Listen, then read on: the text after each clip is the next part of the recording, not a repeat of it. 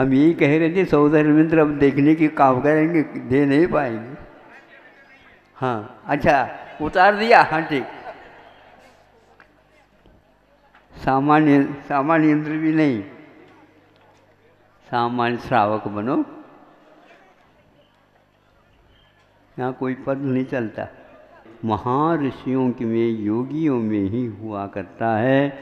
तो आपकी कमी रही गई, उनकी कोई कमी नहीं। उनका कर्म का उदय था और आपको वह विधि ज्ञात नहीं थी, और आप मात्र बुलाते रहे, वो नहीं आ पाते।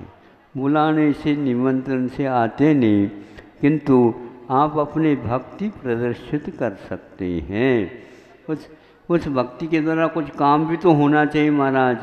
भक्ति करना ये हमारा काम है, और उनका यदि आप लोगों के यहाँ होने का आहार दान आपको देने का सौभाग्य है, कर्म का शुभ समय है, तो ही आहार होगा, नहीं तो नहीं होगा। बहुत है, ये कठिन परीक्षा है। कई लोग कहते भी लगते हैं महाराज केवल पढ़ा तो लें कम से कम, ऐसे भी कहते, हाँ कहते क्या, ऐसे कैसे कह सकते। लेकिन वह है नहीं, महाराज जी ने मना नहीं किया। ये सारे जो है ना, ये झूठ में नहीं आते उन लोगों के। धन्य है ये, ऐसा ही अयोध्या में हुआ था, हुआ होगा नहीं, हुआ था। और सारे श्रावक 1 वर्ष तक इसकी प्रतीक्षा करते रहे, कुछ भी नहीं हुआ। कितनी कठिन तपस्या उनकी, युग के आदि में रोंगटे खड़े हो जाते हैं। और कमज़ोर दिल वाले या कमज़ोर मन वाले रो जाते होंगे। बिल्कुल, श्रावक हो करके न रोए संभव ही नहीं, लेकिन ज्ञान के अभाव में यह सब ऐसा होता है। विधि को समझो, विधि को जीवित रखो, अपने बच्चों को भी समझाओ। आप समझोगे, आप ये विधि करोगे, तभी तो आपकी संतान भी इसी प्रकार 10 बजे महाराज की प्रतीक्षा करके पड़गाहन कर सकेंगे आपकी अनुपस्थिति में।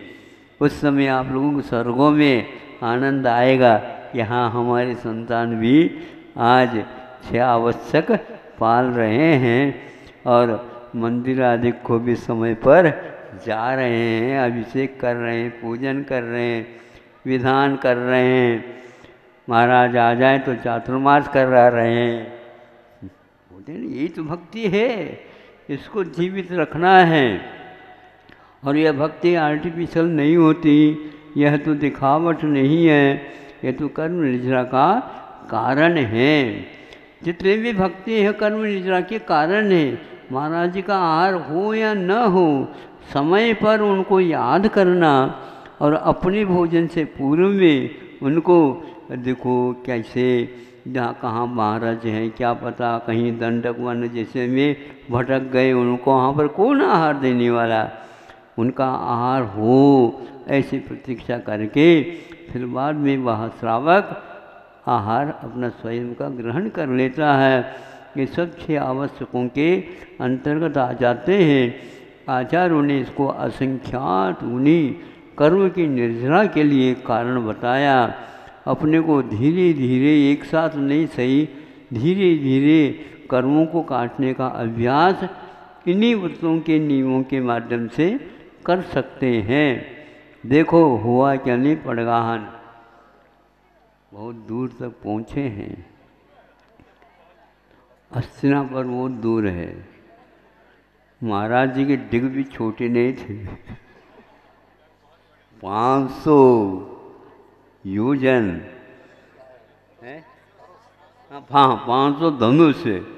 वो 3 से उसको 2.5 से गुणित कर दो। एक धनुष 4 हाथ का होता है, 6 फीट हुई। बहुत फिर भी हुआ नहीं, चक्रवर्ती के यहाँ नहीं हुआ। बाहुबली के यहाँ नहीं गए।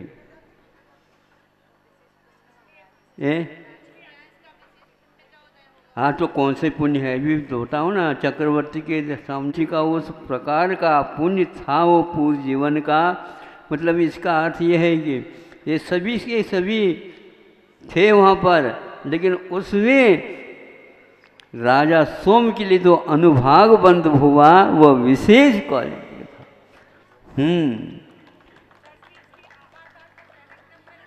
हाँ, दान तो मुख्य है, तीर्थंकरों के लिए भी वो आवश्यक होता है। तीर्थंकर भर आहार दान नहीं देते, लेते तो है वो। देने लग जाएंगे तो अपने आप इच्छे आवश्यक आ जाएंगे, तो यह नौबत ही नहीं आ पाती। लेकिन वह उपदेश नहीं देते पहले, तो पृथ्वी बनेगा तो वह स्वयं ही दूसरे के लिए उपदेश सिद्ध होगा, कुछ भी नहीं करते। ऐसा उनका जीवन है, असामान्य जीवन, असाधारण जीवन है। चाहे घर में हो, चाहे दीक्षित होने के उपरांत हो, अद्भुत से अद्भुत देवी देवताओं से। अब ये ध्यान रखना कि ये एक और नीलांजना का तो उन्होंने प्रबंधन करा लिया। तो एक बार आपके कानों में आकर के कह दीजिए, भैया नवदा भक्ति करो, पूजन करो, तो आ जाएंगे महाराज। वो बता नहीं सकते, उनके पास भी ये कला नहीं है। एक नीलांजना को तो खड़ा कर सकते हैं, लेकिन पूजन नहीं बता सकते। उसके मोबाइल का नंबर अलग होता। हाँ, वो वही दबा सकता। हाँ, वो अलग है, वो तो उसका रेंज भी अलग है। हाँ, ऐसा है। और हमारे लिए कह रखा कि नहीं बताना किसी को। पड़गाना हो गए, देखो वही राजा श्रेयांश से जाओ, चक्रवर्ती वगैरह जाओ, काम करवाओ। यहाँ पर एक अलग ये हुआ, हमें भी समझ में नहीं आ रहा, लेकिन फिर भी हम बताना चाहते हैं। यहाँ पर जो चक्रवर्ती बनाए गए हैं वे अविवाहित हैं। वो तो कहे ना, भरत और बाहुबली दोनों। अब बताओ, अब ये चक्रवर्ती ये युद्ध कैसे लड़ेंगे? काहे के लिए युद्ध? रानी ही नहीं है। 60,000, 90,000, 96,000 है तो सगे हो, चचेरे हो, कोई भी हो, लेकिन है ही नहीं ऐसा। नहीं चाहिए, लेकिन चक्रवर्ती का वैभव रहता है। हाँ वो तो पग तो बाद में।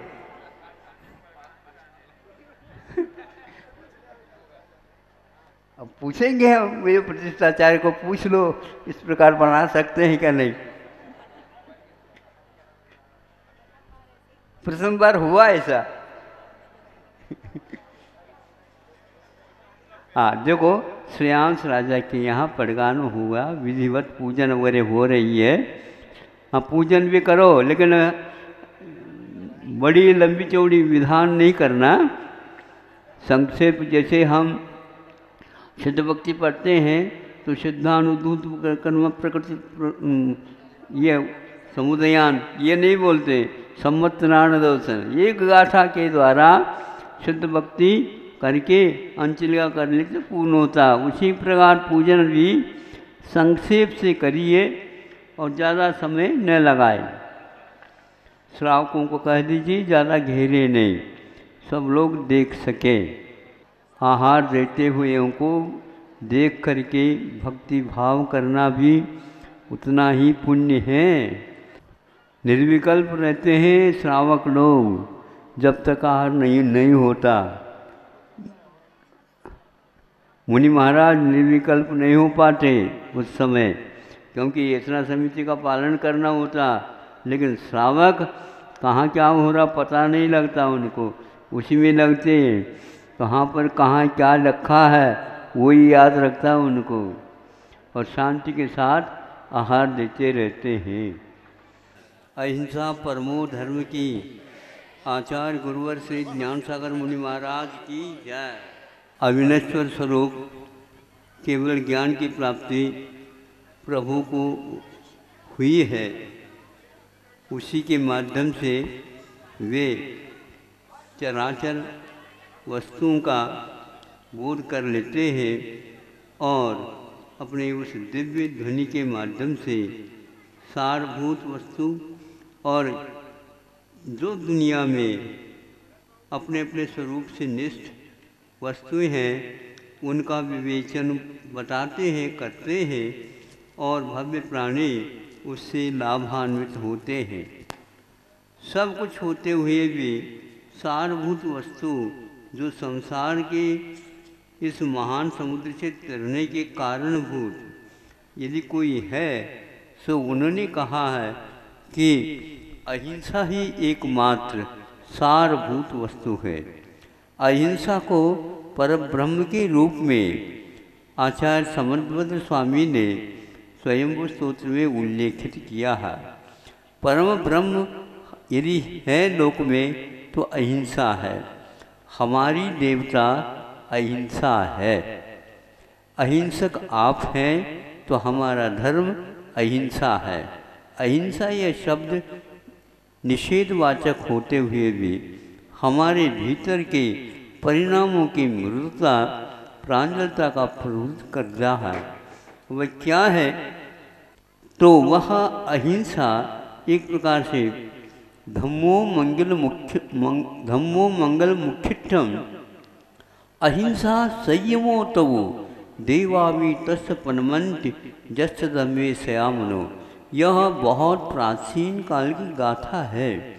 हम लोगों के लिए ये प्रतिक्रमण के समय पर एक प्रकार से वीर भक्ति यदि आती है उसमें ये उल्लेखित है।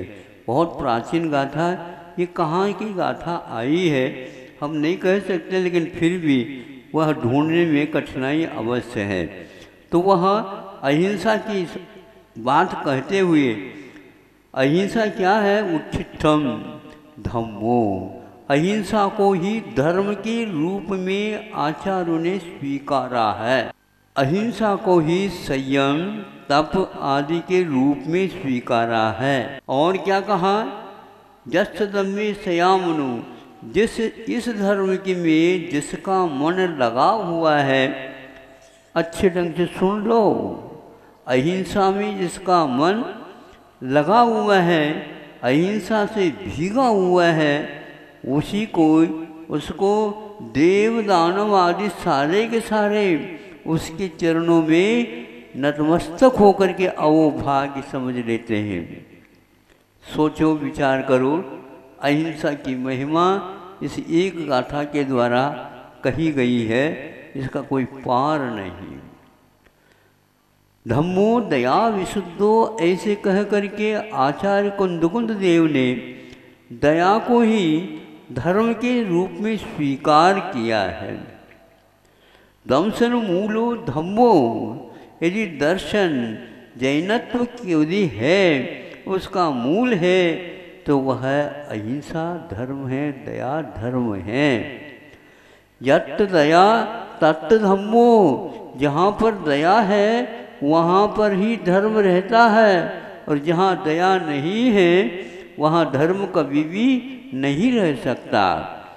सम्यक दर्शन के लिए भी पहचान अनुकंपा, करुणा और दया को बताया गया है। यह सम्यक दर्शन के लिए अनिवार्य है।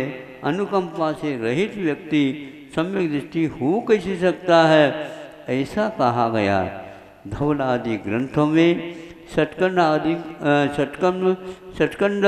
षटकंडागम के मूल सूत्र में उन्होंने कहा, करुणा यह आत्मा का स्वभाव है। जीव का यदि स्वभाव है तो वह जिस प्रकार सम्यक दर्शन सम्यक ज्ञान है, उसी प्रकार एक प्रकार से करुणा स्वभाव है। प्रभु को अतिशय में लिखा गया है कि जब प्रभु को केवल ज्ञान होता है तो किसका अभाव होता है? अदया का अभाव हो जाता है। अदया मैंने क्रूरता, क्रूरता का अभाव हो जाता का इन्हें दया का प्रादुर्भाव होता है। ऐसे बहुत सारे स्थानों में धर्म को यदि माना है, कहा है, तो वह निर्दयी को नहीं, दया से युक्त व्यक्ति को ही धर्म कहा है। ऐसे दयामय धर्म को आप लोगों ने प्राप्त किया है।